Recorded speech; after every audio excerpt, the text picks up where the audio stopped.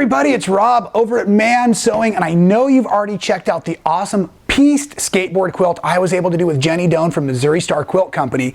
And I was showing off when I was there, and I made these really cool little applique skateboards, and I'm going to teach you today how to make these. Now these ones are three-dimensional, so I could play with them. So you can see the grip tape on the top side and actually the design and the hardware on the bottom side. But I'm going to teach you how to do these as actual appliques today. Now, let me slide these just slightly out of our way because I want to run you through some of the supplies you're going to need. Let's start with the shiny objects today. Shiny objects, I'm using an 18mm rotary cutter. I'm going to show you how to cut your appliques with that. I'm using some shiny little applique scissors, possibly for the small pieces. I've got a shiny stiletto. This is good for moving things around. Shiny tweezers. Those are good for moving and picking up those small pieces. Not so shiny Sharpie. We're going to probably use a big rotary cutter. And then the other thing we've got for you is the art department over at Mansewing. Thank you again, guys. You're awesome. Has made all of you free download templates. And so today, as I'm designing this, we're going to start with the 15-inch board, but we also have a 12-inch board also. So I want to talk a little bit about the boards and the grip tape before we roll into the hardware. Yes, pun intended. Okay, so with that, like I said, I'm going to use the 15-inch, so I'm just going to set this on my light table. And then I'm going to show you that the grip tape are two individual pieces, and these holes will be cut out. That's what looks like where the screws came through from the top of the board. Okay, and then we've got this hardware page, and we're going to come back to the hardware page and just talk about what we're using each piece for. But I want to let you know that you can do this with all of your scraps, and basically this is just a little stash burner. So I don't have a supply list for fabric other than a pile of cool stuff, but I'm going to tell you what colors to be using as we work through the hardware page. Okay, so I'm just going to set this aside for a moment as well. As we get ready, all skaters look at the top of the deck first. Of course, we buy our boards based on the design on the bottom, but we got to get our grip tape on first so that we can actually put the hardware through it. Got to make the board before we can make the tape though. So join me over here at my cool light table, if you will. And what I'm going to do, the boards are made in two pieces so they fit on an 8.5 by 11 printer sheet for you. Okay, so the first part I'm going to do is I'm going to make sure that I have at least 15 inches across my paper, and it's 17-inch paper, so I know that I do. And then I'm just going to simply trace the first portion. And what's so funny here is you're going to see how caffeinated the creativity is around here as my little hand gets so shaky with these little markers as I come up and around. Now, there's a dotted line that runs across. This is kind of the joining section. So I'm just going to do this, but I'm going to remember, I'm going to kind of put like an X through it. So I remind my brain, I don't want to cut that line, okay? That line is going to be where I join the second half. And I'm going to try to push this paper down a little bit so that you can see through the light table. But if not, I'll show you as it finishes off here. And now I'm just going to come up and do the rest of that board. Oop.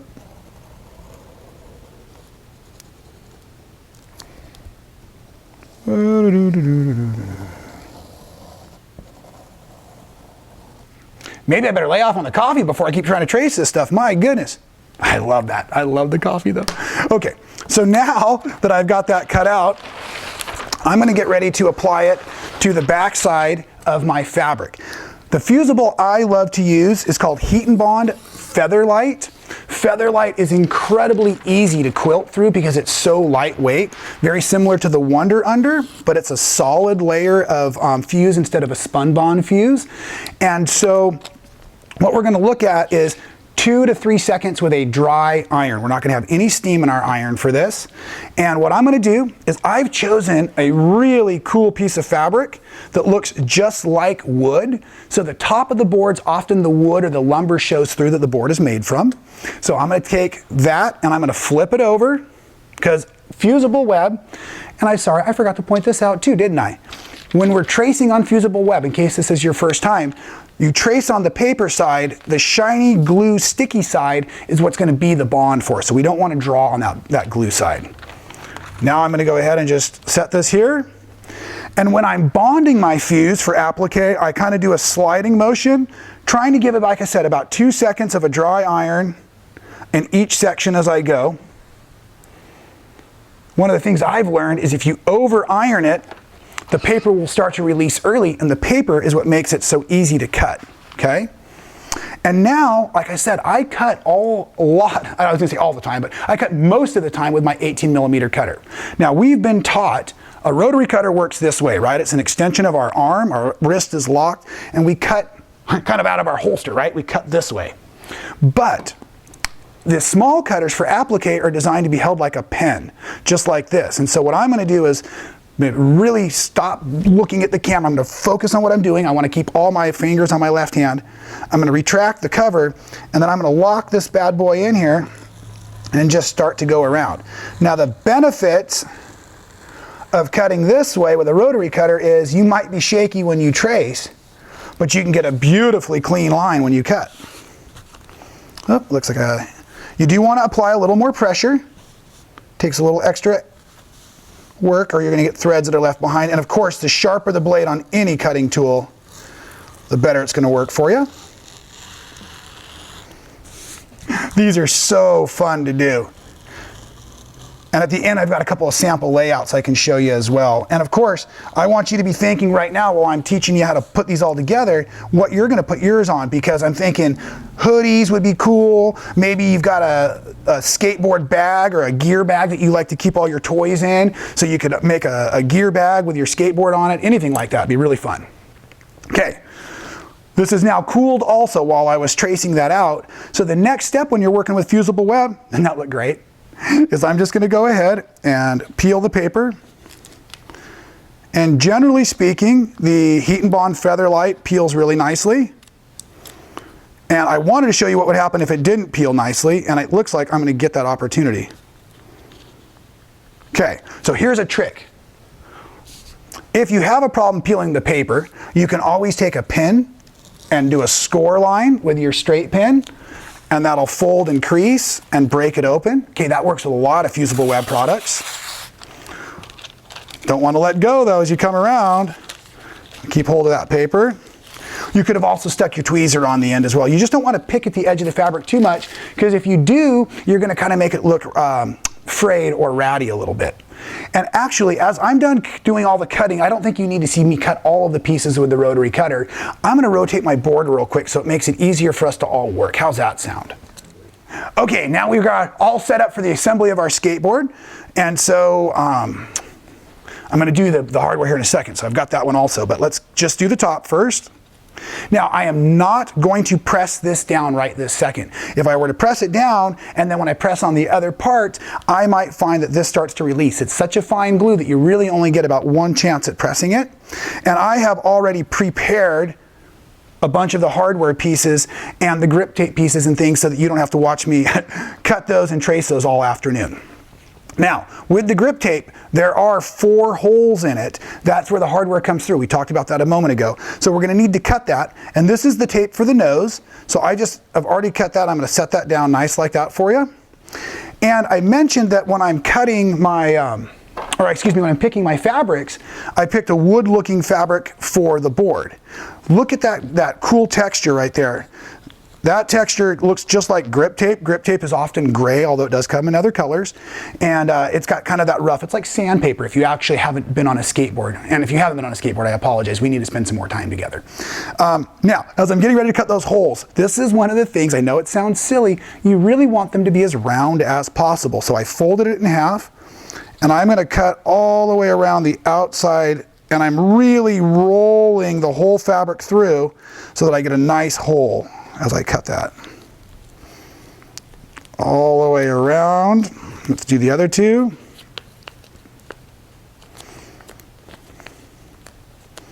Okay.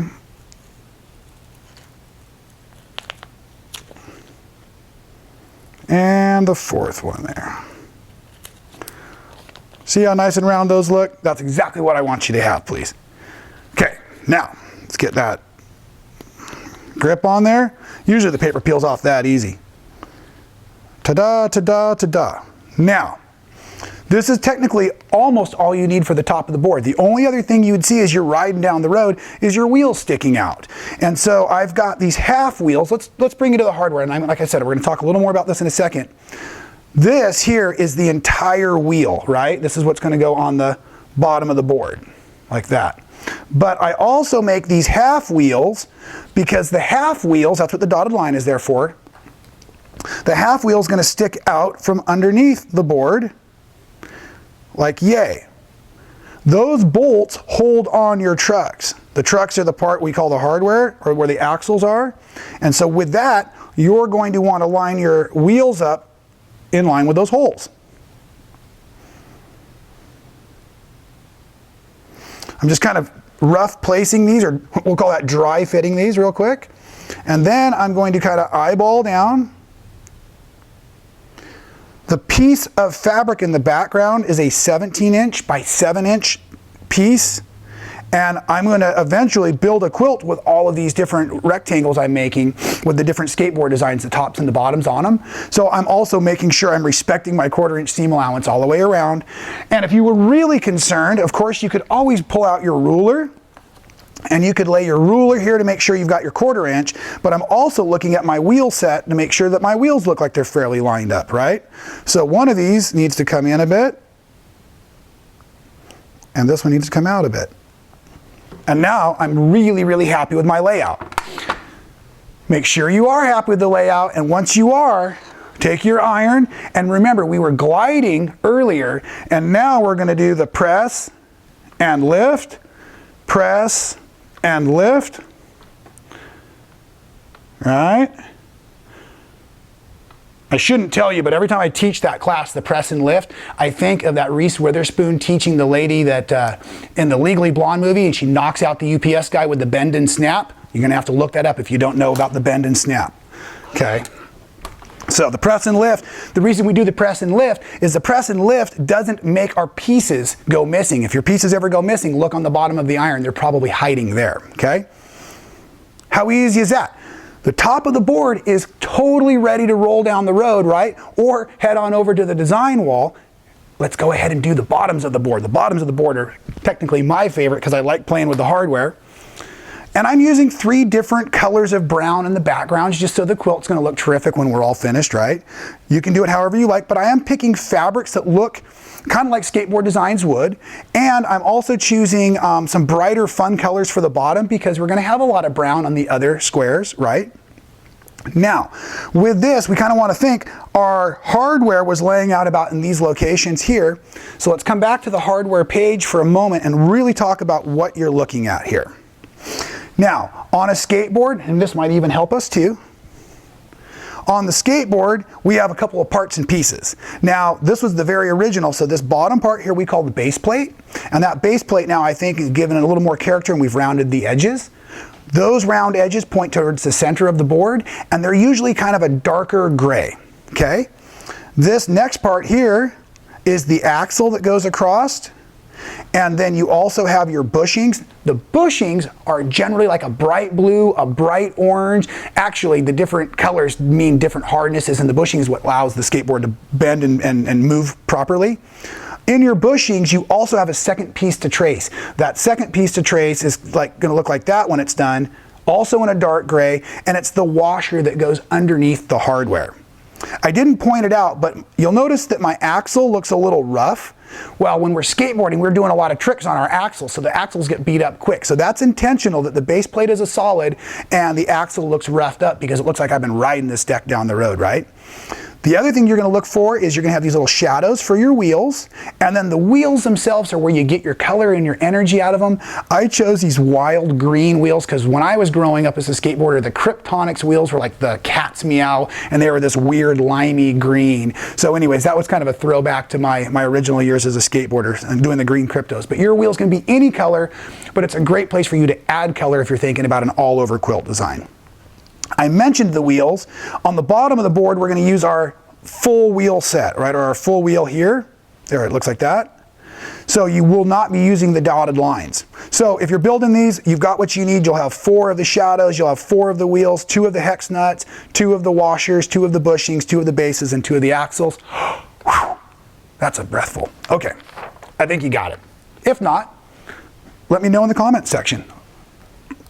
Okay, now with that, the first thing I'm going to do is I'm going to go ahead and take my base plate and I'm going to drop it down, kind of thinking about where those wheels ended up on the other side.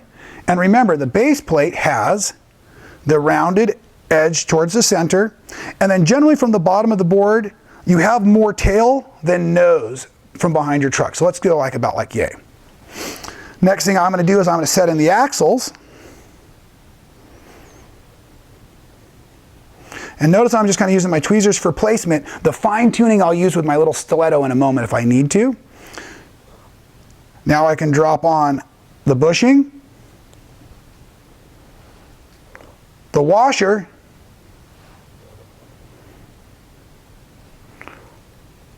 the hex nut, which would be the top of the kingpin, just while you're learning parts and pieces names, right?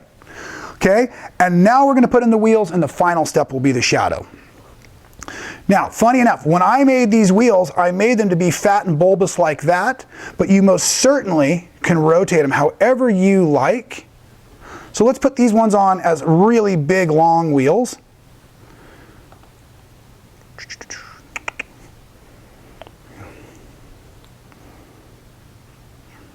Oop. The fusible web is a little tacky, so that's why I use the tweezers an awful lot, because it will keep me from sticking everything to my hands here. Then I look at it and I go, oh, that wheel, when I cut it, I didn't cut it perfect. So I think it has more character and fits the deck design really nice that way. That's a personal opinion, of course. Okay, shadows in next. And we're all but done. The shadows actually go under the axle and on the wheel, and that's what makes it look like you're looking into the area where your bearings would be.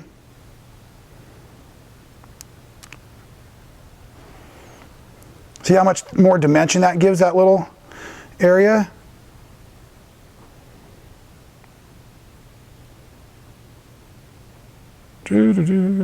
Coffee's got me again.